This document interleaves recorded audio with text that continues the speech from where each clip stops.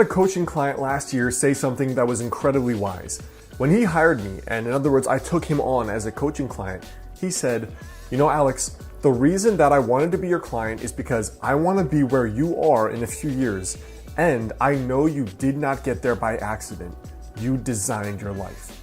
And I thought that was extremely wise and spot on, because the thing is, so many of us wake up when we're 20 or 30 or 40 or 50 and realize we don't even know why we got here or how we're here. And we know for sure that this is not where I wanted to be, where we wanted to be years and years ago.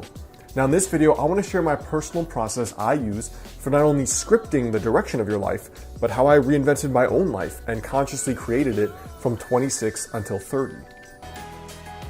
What's up guys, Alex Hine here, author of the book Master the Day. Now in my own life here, really I think that designing your life and making it go forward in the direction you want it to go forward has three parts. And the very first part is the design. The second part is the habits you use or you do on a daily basis. And the third is the follow through or the follow up. In other words, how do you actually stay on track when you get off track? Because half of the game of goal achievement is purely when you get punched in the face, what are you going to do differently to get back up and get back in the fight? Now for me, the first thing is vision. It's basically the design. You know, if you just sit down for a day, you pour a coffee, you get out a piece of paper, and you write down what would be the coolest thing that could happen over the next 5 years in my life. If you just do that, you are already ahead of 99% of humanity who show up with no game plan, no vision for the future, no clue what they would like to create besides, you know, I would like more money, or I'd like that girl or that guy, or I'd like a nicer car. There's almost no consciousness or conscious energy given to thinking about what do I want to build in the future? Like what consciously and concretely do I want to improve? So for me, the way that I do that is, first of all, I have a journal where I'm regularly writing down updates for the kind of life that I want to build.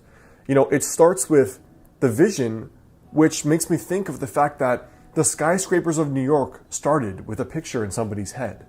And so did spaceships. And so did curing a difficult disease.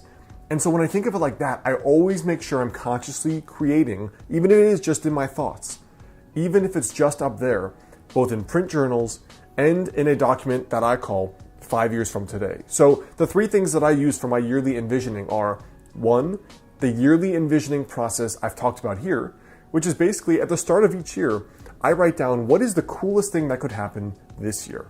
Like perfect year, no limitations, no just be realistic. But like, what would be the coolest thing that could happen?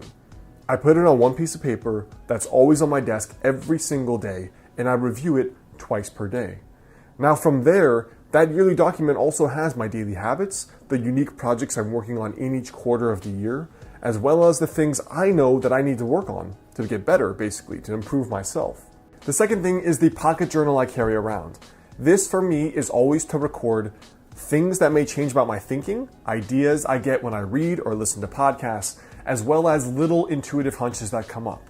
So if I'm talking to a friend or I'm reading a book and I'm like, wow, that would be an awesome idea. For example, that's where all my books came from. Wouldn't it be cool too? ... I put it down in this little book. It's just a little 3x5 moleskin that I always carry around with me. And then day by day, I can flip through that and be like, you know what? These were those cool things I wanted to basically manifest and create in my own life. Let me just keep a note of them. The second way I do that is by doing a weekly journal page. Now the weekly journal page is just a strategy page, which I talked about in my recent video on journaling for success. And in that strategy page, it's basically, where are you, Alex? Where do you want to be? And are those habits you're doing every day sufficient enough to actually get you there? So the whole point of this journal page is reflection. You're doing this. Are you still on track? If not, what has to change? And then finally, I have this little journal notebook, a digital notebook in Evernote, and it just says 5 years from today. Now, I don't really stick with that idea of 5 years from today, but the point for me is, where do I want to go? In what direction? It could be as simple as moving. Like I know I'm moving to California after I'm done with my doctorate in Portland. It could be as simple as the relationship you want to be in. For example, I'm 30. I know that I want to be married by 35, so I can have that there. I know that I want to have a private practice and a traditionally published book and 3-4 vacations per year. I put all of that down where I don't know how I'm going to make it happen yet, but it will happen for sure. I haven't quite fleshed out the process. The point is that you're putting trajectories in your brain and in your subconscious. And when you check that every once in a while, you're kind of like, oh yeah, I knew I wanted to do that, but all right, let's start thinking about how I can actually do it. And almost all of those things come true for me, especially if you regularly review that.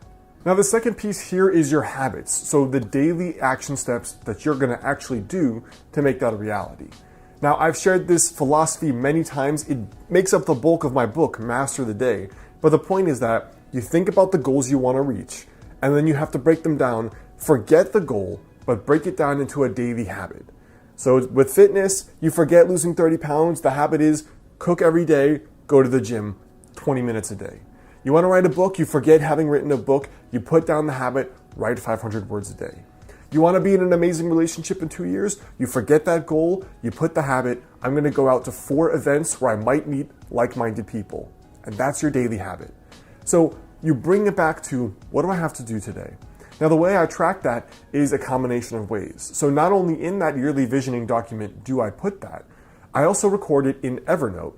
And the reason I do that is because every Thursday, I have a 30 to 45 minute mastermind call. Now, I've had a personal mastermind for over 4 years now, every single week. And it's basically started when I started my business because that was so difficult for me. But it progressed to, like, are you happy? Are you building the life you want? Is your ladder up against the right wall, as the saying goes? Because you might climb the ladder of success and realize you climbed the wrong ladder and you're not where you want to be. So it's also about conscious goal setting and being crystal clear on the path forward, making sure you're going down the right path you want to be down. So I actually have a maximum of 3 goals per year and then 3 habits per goal. For example, the goals are often much more complex than you think. Like, let's say you've only been sleeping 5 hours a night. Well, your daily ritual may have to be, I'm going to disconnect from the computer at 11, I'm not going to have coffee after 5, and I'm not going to stress myself out with homework or with work after a certain time. It may take a few habits. Just like doing well in school or high performing at your work may also be more than one habit. It may mean I'm going to study this study strategy every day and apply that.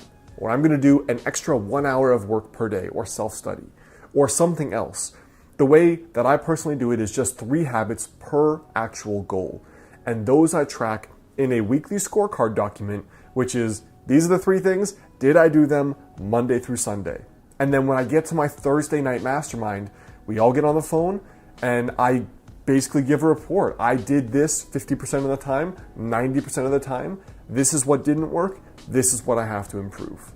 And then the third part for me about consciously designing your life and going forward is really just 2 things. It's the follow through to make sure you actually do these things. And then number 2, it's following little intuitions about when you have to pivot.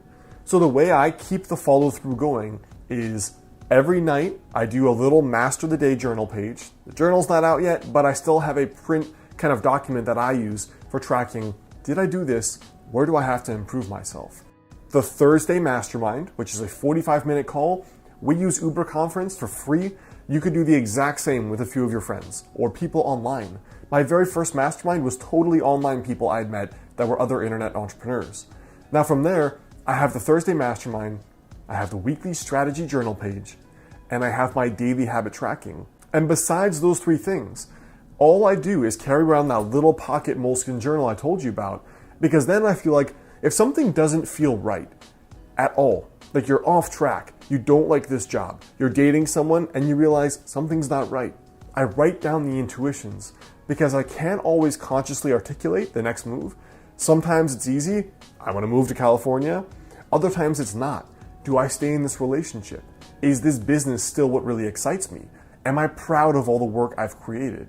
Those are things that may be better governed by your intuition and better understood.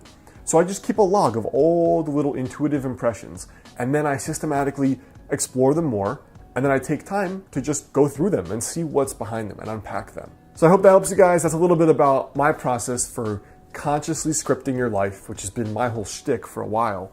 And that's really the thing that made the biggest difference for me going from 24 or 25, where I had done nothing impressive with my life, very average student, hadn't done much besides traveled, to now really contributing and producing a lot and having had a productive life the last 5 or so years. Now, before you go, I want you to leave a comment there below. Let me know for you, if you could consciously script your life, what would be the first thing you think is important? Hey guys, well, one of the things that goes along with being in sage mode, like I talk about here, is being calm and being sage. Now, the Biomat is a pad you can put on your bed or on the floor, which uses technology that was actually discovered by NASA to help you reduce stress and fatigue. Now, it produces negative ions, which are considered nature's energizer. And these negative ions you can find in abundance in places like forests and mountains, waterfalls, and oceans. Now, the Biomat in particular is comprised of 3 parts that helps you have that stress relief and that fatigue relief. Now, the Biomat can also help with pain relief and circulation. It is FDA cleared, and one of the cool things is that it profoundly affects both the nervous system while also promoting deep relaxation. So it kind of has this dual energizing and relaxing effect. Also, the people at the Biomat store recommend and encourage you to call for personalized customer service and advice. It's kind of unique among companies now that basically don't want to deal with you, so that is worth investigating as well. And like some customers have said, it's really restorative. So a direct quote from one person was that it's the world's greatest power nap. Check out the Biomat link here on the screen or in the description box there below if you'd like to find out more information on it.